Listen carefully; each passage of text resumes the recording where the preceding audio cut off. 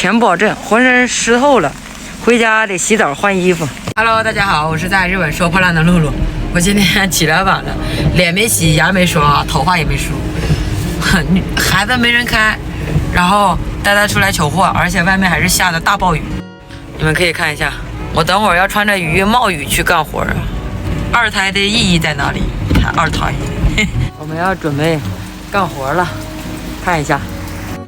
今天雨比较大，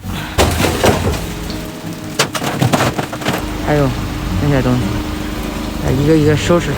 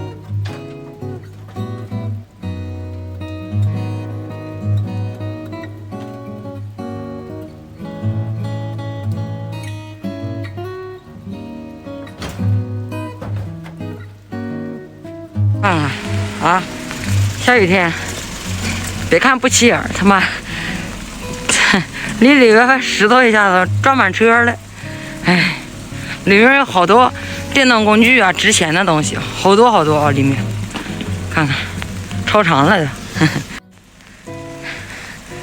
看雾气蒙蒙的，哎，看看，啊，全保证，浑身湿透了，回家得洗澡换衣服。因为哎呀，本来昨天就是收拾完以后以为没多少了，现在又收拾这么多出来，等会儿给他点钱，给他点饮料钱。他本来是不要钱的，因为我是收拾他家，你知道吗？你要是说你给我专车，我可以花钱买，我是给他收拾家，所以我不能花钱买，但是我可以给他个饮料钱，下次有东西还能想着我。哎，我的妈呀，太乱了。昨天那个下大雨就没拍，然后呢给钱给那个日本老太太，她死活都不要。她说：“你帮我处理，我已经很感谢了。”她是我以前的一个客户，以前嘛啥也没有，哎，好多年了，好几年过去了，然后就给我打电话，然后我就给你们看一下第二车是什么东西。第二车的东西吧，很乱很杂，你就比如说这种，是吧？电瓶啊什么的，还有这大刀，看到没有？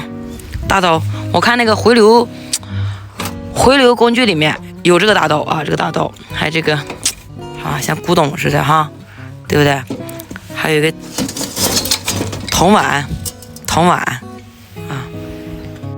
我记得还有个熨斗嘞。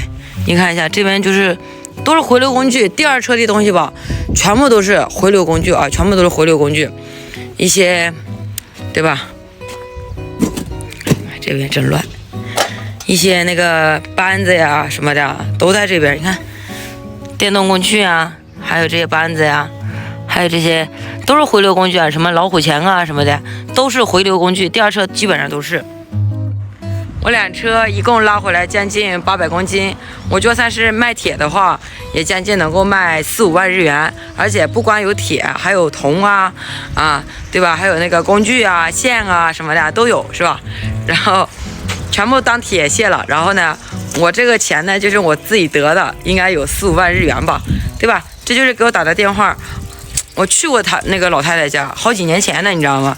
然后这么多年一直没有给我打电话，她一个人住，而且她那个东西都是我一点一点收拾的。我说花钱嘛，我不能要，她说不要钱，我说你那个割草机我花钱我买，但是其他的我真的不能花钱，你们不知道有多累，给我累炸了。